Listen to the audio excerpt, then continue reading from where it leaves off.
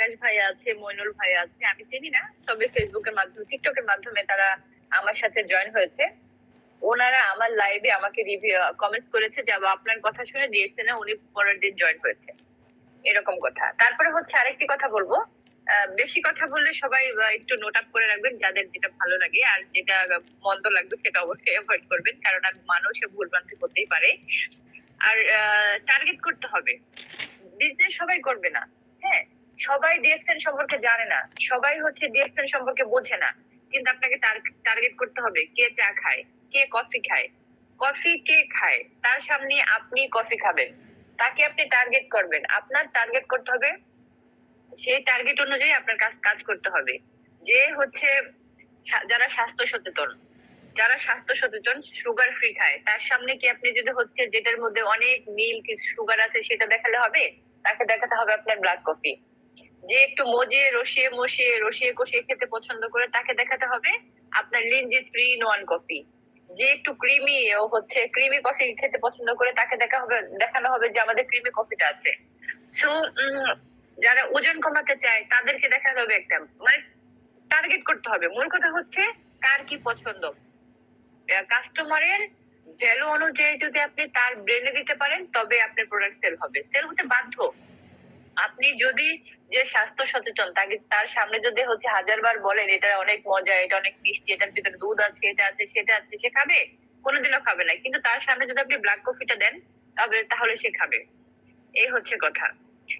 তো আরেকটি কথা হচ্ছে, প্রোডাক্ট নলেজ অবশ্যই বাড়াতে হবে, মানুষের বিশ্বাসযোগ্যতাটা তৈরি করতে হবে। এখন মানুষের বিশ্বাসযোগ্যতাটা কখন তৈরি করবেন? যদি আপনি চাপাবাজি করেন তাহলে হবে? কোনোদিনও হবে না। অতিরঞ্জিত কথা যেটাকে বলে, কখনোই অতিরঞ্জিত কথা বলা যাবে না, কারণ ডক্টর লিম শিউজিন নিজে বলেনি যে অতিরিক্ত কথা বলে চাপাবাজি করে তুমি প্রোডাক্ট সেল করো। উনি বলেছে যে উনি গবেষণা করেছে 10 বছর, 10 বছর গবেষণা করেছে যে কেন মানুষ অসুস্থ হয়। ন্যাচারাল ভাবে অসুস্থ হওয়ার ইয়ে কি? আপনারা কিছুদিন আগে দেখেছেন যে আমার পেজে একটু সমস্যা হয়েছে মেডিসিনের কারণে, মেডিসিনের রিয়েকশন হয়েছে। কিন্তু আমাদের রিয়েকশনের কোন প্রোডাক্ট যদি কাজ নাও করে, রিয়েকশন কিন্তু নেই, ন্যাচারাল, এটা ন্যাচারালের কোনো রিয়েকশন নেই। তো মানুষের বিশ্বাসযোগ্যতাটা আমাদেরকে তৈরি করতেই হবে। এখন আপনার কথাই তো বিশ্বাসযোগ্য হবে না। আপনার কথাই যদি বিশ্বাসযোগ্য না হয়, তাহলে আপনার কথা কিভাবে মানুষ খাবে সেটা আপনাকে অ্যাচিভ করতে হবে। এটাই হচ্ছে নলেজ গেইন করতে হবে। হ্যাঁ, তারপর আর বলবো হচ্ছে যারা ইউজ করে তাদের রিভিউটা দেখাতে হবে। আরো অনেক কথা, একসাথে অতগুলো কথা।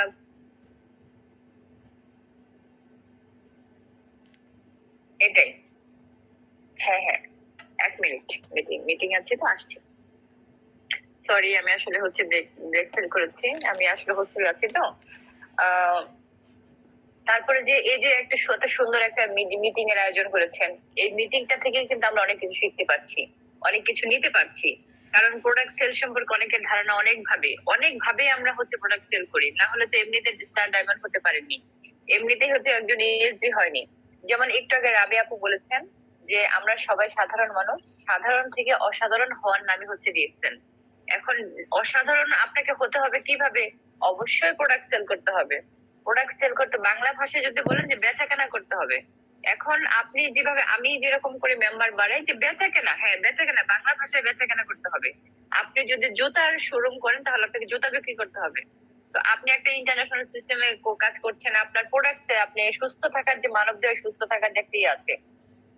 আচ্ছা, এখানে অনেক লোক আসলে জয়েন হয়েছে, আমি সবার উদ্দেশ্যে একটি কথা বলি যে আমাদের ডিএক্সএন সিস্টেমের কতগুলো স্লোগান আছে, কিন্তু আমাদের হচ্ছে দাতক ডক্টর লিম শিউজিনের নিজস্ব একটা স্লোগান আছে, আমরা কি কেউ সেটা জানি? কমেন্টস বক্সে জানাবেন। আমি না হলে একদম লাস্টে সেই স্লোগানটা আমি বলে দিয়ে যাব, এখন আমি কথাটা বলবো না। হ্যাঁ, তারপর হচ্ছে ছোট ছোট রিভিউ দিতে হবে, ছোট ছোট রিলস তৈরি করবেন প্রত্যেকেই। আপনি যে যেখানে আছেন, যেভাবে আছেন, একটা সময় আপনাকে ইয়া করতে হবে, নোট আপ করে রাখতে হবে যে আপনি চা খাচ্ছেন সেটা একটা রিভিউ বানাবেন, আপনি কফি খাচ্ছেন সেটাও রিভিউ বানাবেন। মানুষকে বিশ্বাস করাতে হবে। যেমন আমি অনেক সময় লাইভ করি, যখন লাইভ করে মানুষ আমাকে যখন জিজ্ঞেস করে, আমি যে আমাদের যে অর্গানিক কোকোনাট অয়েলটা আছে, তখন সেটা আমি মাথায় দেই, ইচ্ছে করে দিয়ে আমি দেখাই যে না আমি ইউজ করি, এটা ভালো বলে আমি ইউজ করি, না হলে তো আমি যদি খারাপ থাকে তাহলে তো আমি ইউজ করবো না। খারাপ জিনিস কেউ ইউজ করে না। এখন ডিএক্সএন সম্পর্কে যে জানে না, সে তো ডিএক্সএন এর প্রোডাক্ট সম্পর্কে জানে না। তো তাকে জানানোর জন্য কিছু টেকনিক অবশ্যই আমাদেরকে অবলম্বন করতে হবে। হ্যাঁ, আর নতুন কাস্টমার সম্পর্কেও যদি আপনি বলেন, পুরাতন কাস্টমার তো আপনাকে ধরে রাখতে হবে, সেটা রিভিউ নিতে হবে, নতুন কাস্টমার ধরতে হবে। কারণ কাস্টমার সবসময় নতুন করতে হবে। কাস্টমার সবসময় আপনার সবসময় এটা ইউজ করবে না যে জ্ঞানদী সোপটা ভালো, জ্ঞানদী টুথপেস্টটা ভালো, সেন্সোডাইনও তো ভালো, ক্লোজারটা তো ভালো, তো আমি এটা ইউজ করছি, ওই মাসে দেখি ওইটা ইউজ করে দেখি।